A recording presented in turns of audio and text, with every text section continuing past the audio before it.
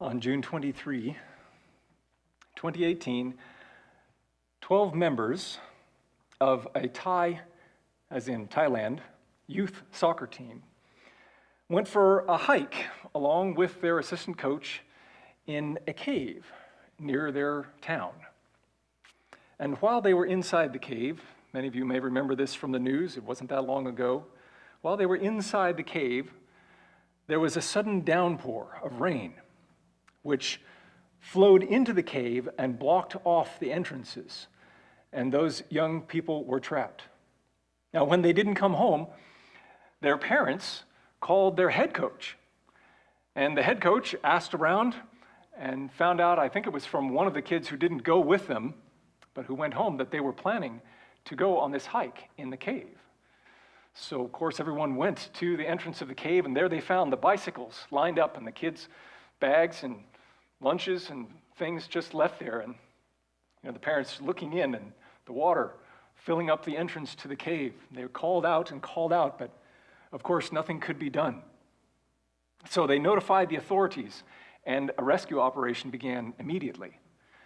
The Navy SEALs, the Thai Navy SEALs, their elite, most highly trained troops were brought in, and they took charge of the rescue operation.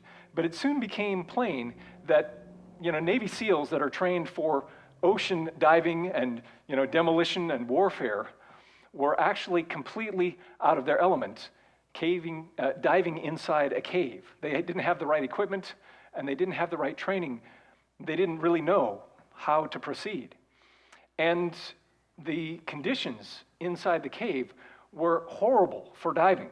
The water was flowing quickly, and it was all stirred up, and so it was full of mud. You couldn't see anything. The initial look that they took in, they weren't able to see anything. They weren't able to find anything. There was, however, a British cave explorer. Now, he wasn't a cave diver, as best I can tell, by the name of Vern Unsworth, who had been doing some mapping in this cave for National Geographic, so he knew the cave really well. And it was an interesting cave. It was under a mountain, and it had one long tunnel that came in. That was the entrance that the kids went in, and then it split into two narrow tunnels, and all this water was flowing through these tunnels and on through the cave like a river underground.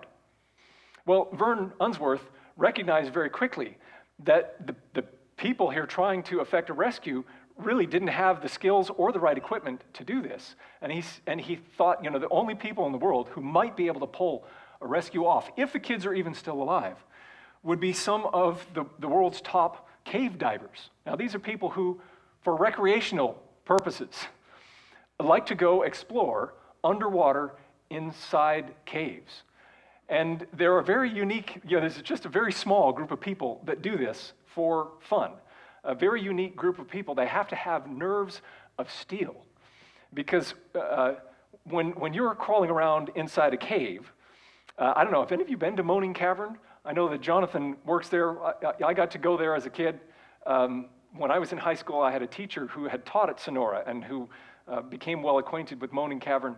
If you've ever gone on their cave exploration tour, you can be on your belly in mud, trying to pull yourself through a space that you can barely fit through. It can be very claustrophobic. Now imagine doing that with water and mud so that you can't see. And you got a flashlight on your helmet trying to keep from banging your head against the roof, and maybe you won't even fit through. And you've got to bring scuba gear then along with you. There aren't very many people in the world that would do that for fun. And there aren't very many people in the world who could actually handle doing that, even if they were made to do it. Because if you lose your cool, if you panic in that situation, you're dead, just like that. I mean, there's just no room for error. So Vern told the Thai authorities, look, the only people who could possibly help you with this are some of the world's top cave divers. He knew some of them, and so he said, I recommend that you get in touch with these two guys. And he got them in touch with a gentleman named John Volanthen and another named Rick Stanton. They were from the UK as well. And the Thai government paid to fly them in, as soon as they could get free and come, paid to fly them into Thailand. And they showed up They were a couple of scruffy-looking, late middle-aged men with homemade scuba equipment. The reason they had homemade scuba equipment is because they were such pioneers in cave diving that there was no commercially available stuff made when they began. And so they built a bunch of their own equipment. But the Thai Navy SEALs looked at them and thought, who in the world are these guys? Right? They didn't look like anything much. And they told them, you're not going in that cave. We've checked it out. And we're the Navy SEALs. And we can't dive in there. There's no way you're going to do anything. Well, the time kept passing. And they kept insisting, please let us help. So they said, fine, you can go in. But something goes wrong in there. Don't expect us to come in after your bodies. And they allowed them to dive the cave.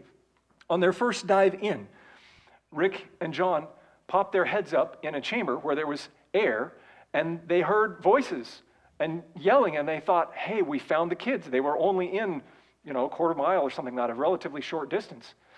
But it became plain very soon that these were not the kids. They were 4 pump workers.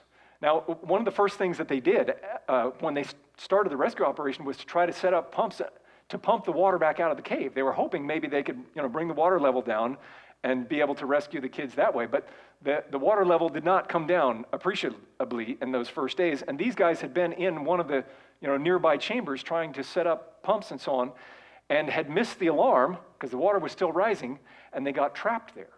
And nobody had even reported them missing at this point. So nobody knew they were there.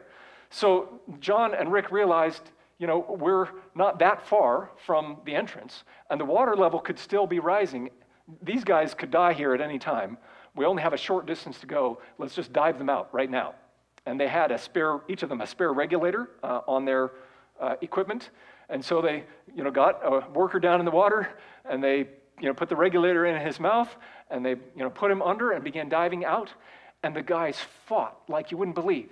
Anytime that, it seemed like maybe there was an air pocket above them, even if it was a little tiny air pocket like this, they'd go up there banging their heads, trying to get their mouth open in the air pocket to breathe. And John and Rick were wrestling with them, the entire way. It was like underwater wrestling, trying to get them to the exit, even though there was really only 30 seconds at a time between larger air pockets that they needed to keep their cool and just breathe in the regulator. And so when they got out, John and Rick thought, this is crazy, right? We don't know if the kids are alive, but even if they're alive, if adults can't handle 30 seconds under the water in this cave circumstance because they panic and lose their cool, how in the world are we ever going to get these kids out? They didn't know what they would do. So, of course, one of the questions is, what in the world were they doing in the cave in the first place? Didn't they know this could happen? Normally, the monsoon rains come maybe mid-July, and this was the 3rd week of June. The cave was normally closed as of the 1st week of July because they didn't want anything like this to happen. But this was still within the time period when the cave was normally open, when this was fine. And actually, Vern Unsworth, that I mentioned before, had an expedition in the cave planned after the kids went in. He was planning to go in the next couple of days. And so, though it was risky, I suppose you could say, it was close to the time when something like this could happen, normally it would have been fine. You wouldn't have thought that this was going to be an issue. Though the engineers had managed, they not only set up pumps, but they went around the mountain and began stopping up holes and diverting water where the water could flow down into the cave. But despite all their efforts to pump out the water level went down, millions of gallons pumped out, but it went down only like an inch. And because the rains were continuing, the water was flowing so fast in the cave that that Rick and John realized, this isn't safe. I mean, they'd gotten in that far when there was a bit of a lull, but as the rains continued, the water was moving so fast that if you're, swimming forward like this and you turn your head to the side, it would rip your mask right off your face. And so they had to take a break. They said, there's nothing more that we can do at this point. And there was a very good possibility that the rains would continue once they started, clear until October. And so it was looking very doubtful that anybody could do anything. But there was another diver, a Belgian diver, who had responded. Volunteers had come from all over the world by this time to try to help. People cooking and setting up camp and operating pumps and doing all the engineering, and just tons and tons of people. But this one other cave diver was there, and even though the conditions were really dangerous and the water was moving so fast and you couldn't move very far, he continued trying to lay guideline. Now, the first rule of cave diving is you never go anywhere in the cave where you don't have a string, a rope, a trail back out to safety. And so the first step in doing any kind of rescue was to continue laying line farther and farther into the cave. And every day they would get the line extended a little bit farther and a little bit farther, and they had to preserve the right amount of air. They said they work kind of with a rule of thirds. You use 1/3 of your air going in so that you have 1/3 of your air to get back out, and 1/3 of your air left over in case something goes wrong that you weren't expecting. And so they could only go so far. Well, this other diver kept laying line into the cave, even in the dangerous conditions. And so Rick and John finally realized, we'd better hang with this. That, we should not give up.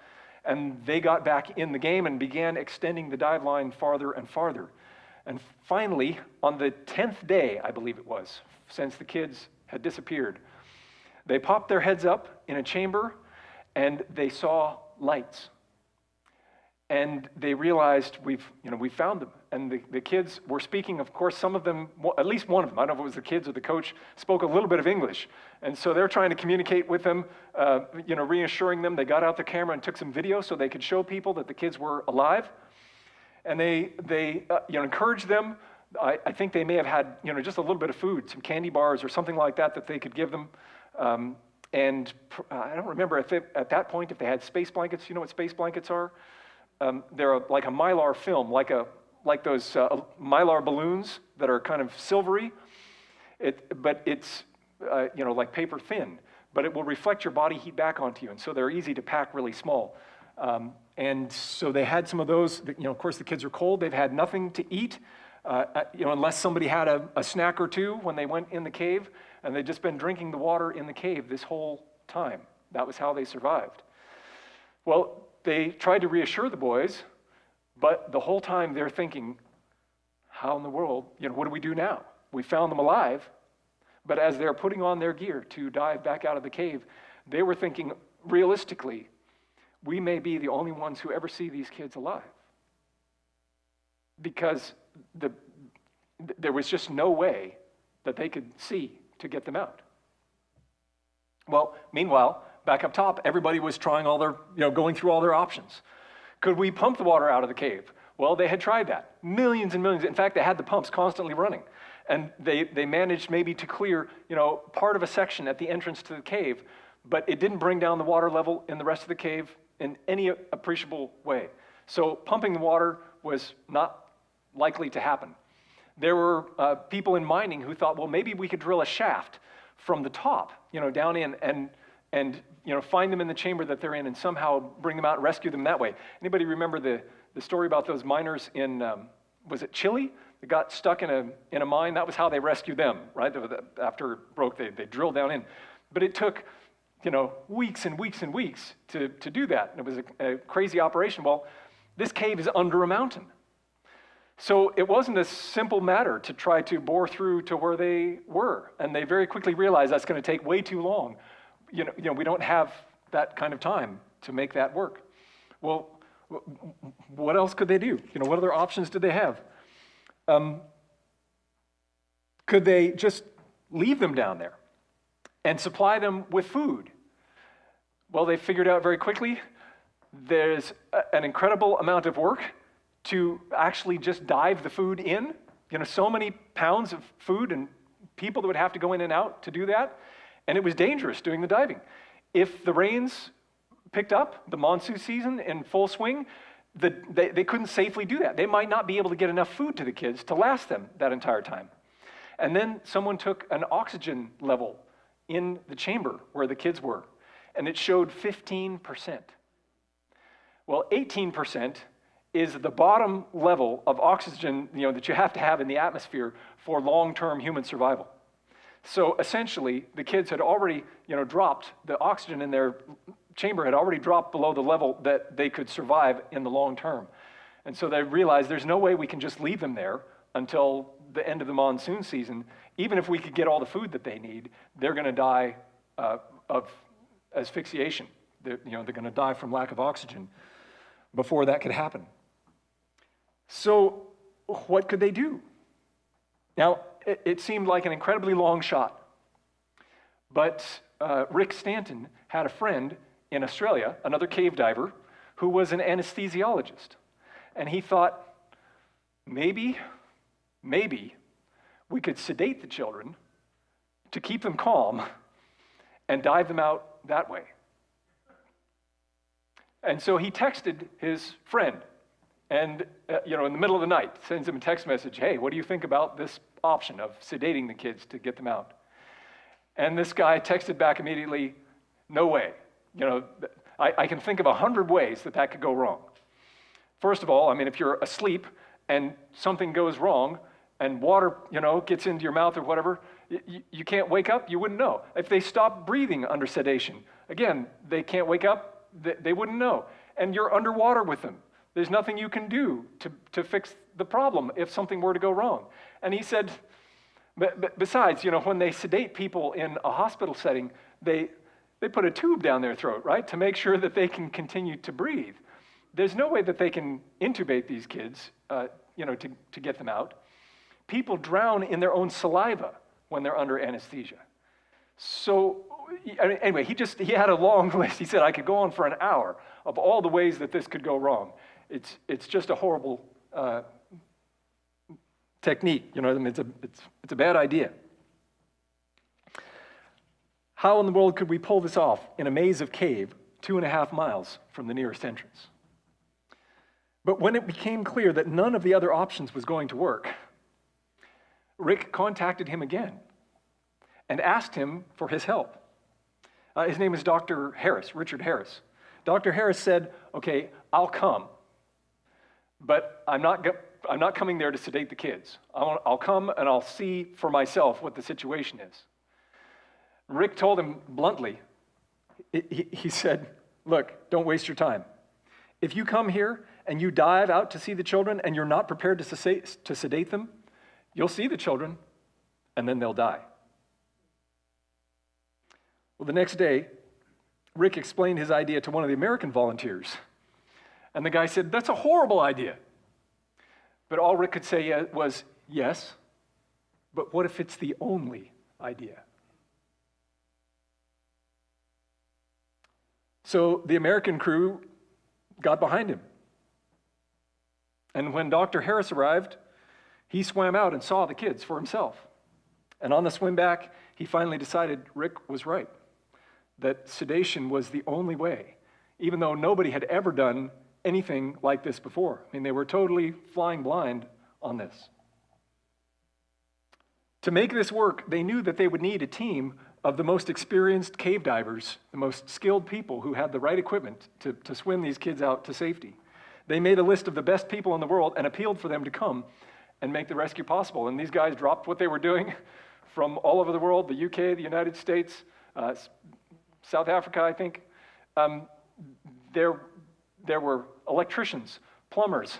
One guy, his day job was climbing huge buildings, high-rises, and rappelling down inside them, inspecting things.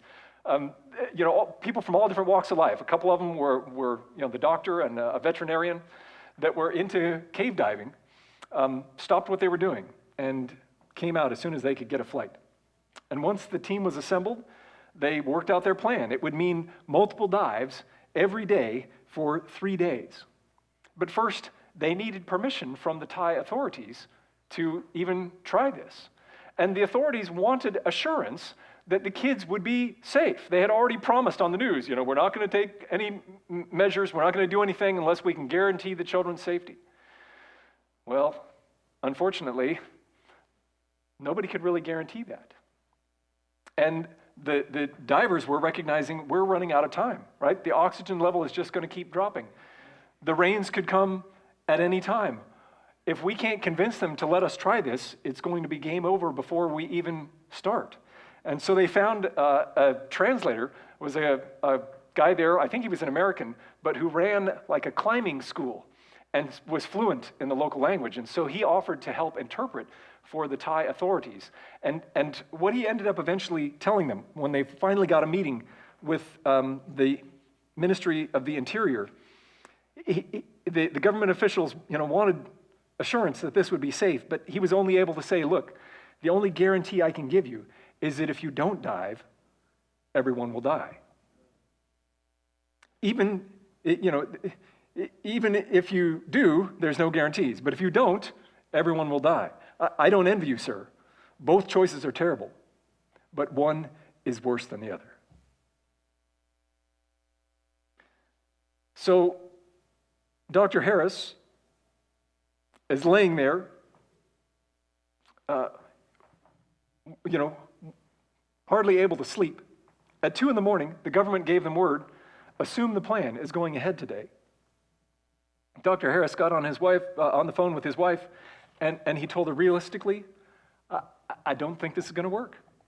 I think the kids are likely to drown under sedation. And as he's laying there in bed, waiting for the morning hours to come, he's thinking, who in the world am I to take these kids' life into my hands this way? This is a total experiment. Nobody knows if this is going to work. Who am I to be the one to try this? But leaving them there to die was just not an option. In the morning, Dr. Harris dove out with 2 other divers. He administered the anesthetic. He gave them ketamine to put them to sleep, and he gave them something else that would dry out their mouth. And then they put the masks on. They used a mask that covers your whole face and actually is pressurized so that if there's a leak, the air will go out instead of water coming in. And they had just 4 of those masks available. So they set the first kid up. They, put the tank in front of them on their stomach. They tied their hands behind them. And Dr. Harris said, it just felt wrong. Here I am pushing this child's face underwater while he's sedated. He said it felt like euthanasia. I just shouldn't be doing this. But since there was no other way, they gave it a try. The plan included at least twice during the journey that the diver would have to stop and take out a vial of ketamine and inject it through the wetsuit into the child to keep them asleep, because it would take so long to dive them out that they would start waking up. The first day, amazingly, the first boy made it out, and he was still breathing. He was alive. Then the second, and the third, and the fourth, all of them made it out alive, and then they had to stop for the day. The next day, they repeated the operation. They got a little bit better at it. Things went a little bit faster, and they got 4 more boys out smoothly, no problems. Then the weather threatened to end their effort. That night, it rained and rained. They knew the water would be rising in the cave. And this day, the last day, they needed to get 5 boys out. Plus, there had been a couple of Navy SEAL divers that had gone in to work with the kids. I think actually they ended up with more than 2 stranded in there because they didn't have enough air to get back out. So they had 5 kids to get out, plus the divers that went in after them, plus these Navy SEALs needed to swim all the way out. And the water is rising in the cave. That morning at their meeting, somebody said, the conditions are going to be worse in there. Should we really be going in and risking our lives? They were starting to hesitate. And a couple of the cave divers watched what was going and they thought, this is not going to end well. We've got to stop this indecision. And so they just physically got up and walked to the cave to say, we're doing this. And the others just followed them. And that was the end of that. So they dove that final day, and things did not go smoothly. One boy wasn't breathing well and kept turning blue, and they kept having to stop and try to readjust his mask. Another diver lost the guideline. You never lose the guideline, but he was coming around a corner in an awkward position, and it was under tension, and it went ping out of his hand.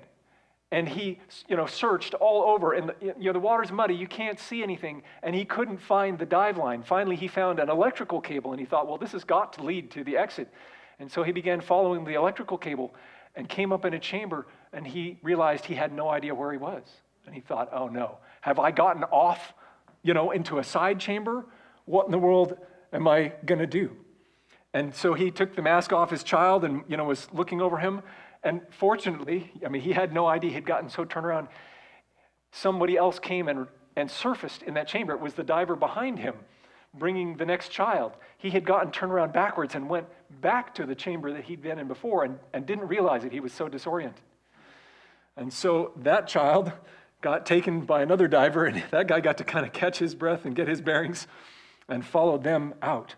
And then the very last child, it turns out they thought they'd gotten all the smaller kids earlier, but the very last child was the smallest of the children, and the mask didn't fit his face. They've already got him sedated, and the mask doesn't fit on his face. And they're like, we can't just leave him here. So, providentially, one of the divers had brought along an extra mask, this special, mask, but it was a resort-style mask. And so the seal worked on it differently, and it collapsed if you put too much pressure on it. And so they put it on his face, and the seal would collapse, so it didn't seal properly. And so they tightened it on. They're smashing his nose, and it still wouldn't seal properly. So they had to reduce the pressure on the straps on the mask so the seal would work, but that meant that it was almost floppy, like it could be knocked off by anything. And so here's the last diver taking out a kid, with this mask that doesn't fit properly, and he's thinking, the last kid, and I'm going to lose him on this dive, because they had to maneuver through holes that were so small, that you're just pulling yourself through and your equipment beside you. And when they came to tight holes like that, they had to shove the kid through first, maneuver him through, and then follow him through. You can't watch their face while you're doing that. But miraculously, all 5 kids made it to the exit, still breathing. And the divers, and the Navy SEALs, everybody got out.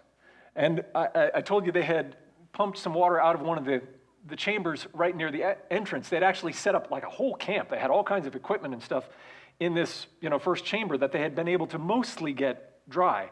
And, so when they came up there, they thought, we're home free, we're good.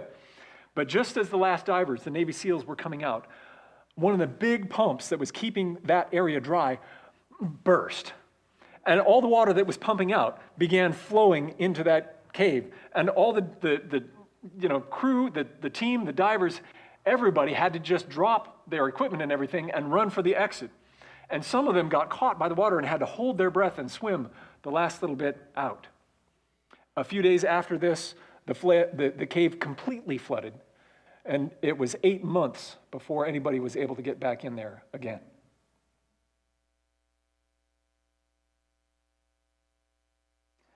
Outside, the parents were gathered to meet the rescuers. They said, "Thank you. It's like receiving our children back from the dead."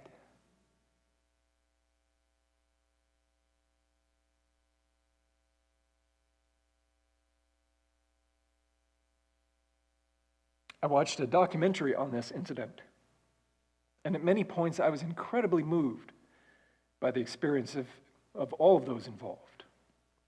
And I can only make a couple of connections and parallels, spiritual parallels for you today, as it would take too long. But the children and their coach, in the wrong place at the wrong time, suddenly trapped. There was no way to save themselves. Right? Even if they had been skilled cave divers, they didn't have the equipment. All they could do was fight off the despair and wait to be rescued. There was no way to dig out. They had no food, not enough air. There was no way to send a signal, right? They couldn't call on the cell phone and tell somebody, here's where we are. They were truly the living dead. buried alive. Salvation would have to come from above. As for you, you were dead in your transgressions and sins. But because of his great love for us, God, who is rich in mercy, made us alive together, even when we were dead in transgressions. It is by grace you have been saved. Once sin entered the world, there was no good option for our rescue. If God does nothing, we die. But even if he's willing to go into the deepest, darkest hole, to snatch us out of the jaws of death, there's no guarantee that the rescue will be successful. Even though he is willing to give his life, and does give his life in place of ours, there's no guarantee that we will come out of it alive. But the thought of just leaving us there to die is just not an option.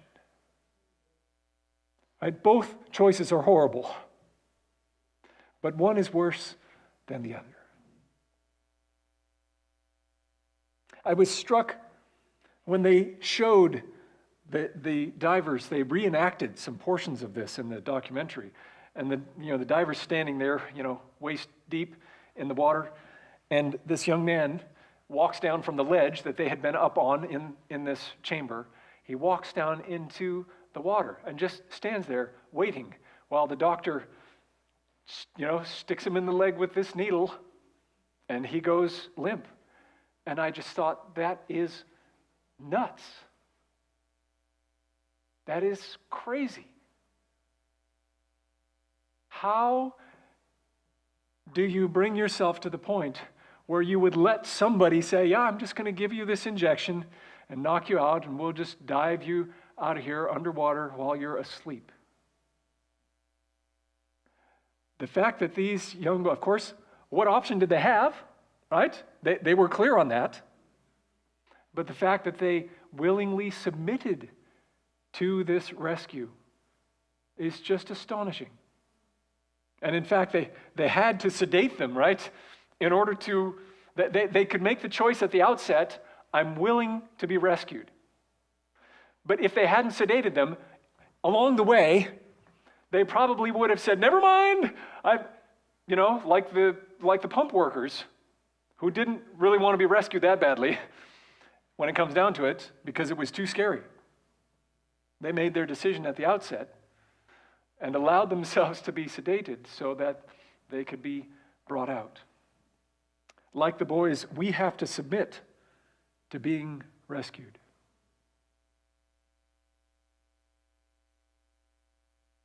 Even the doctor sedating the kids felt like he was killing them.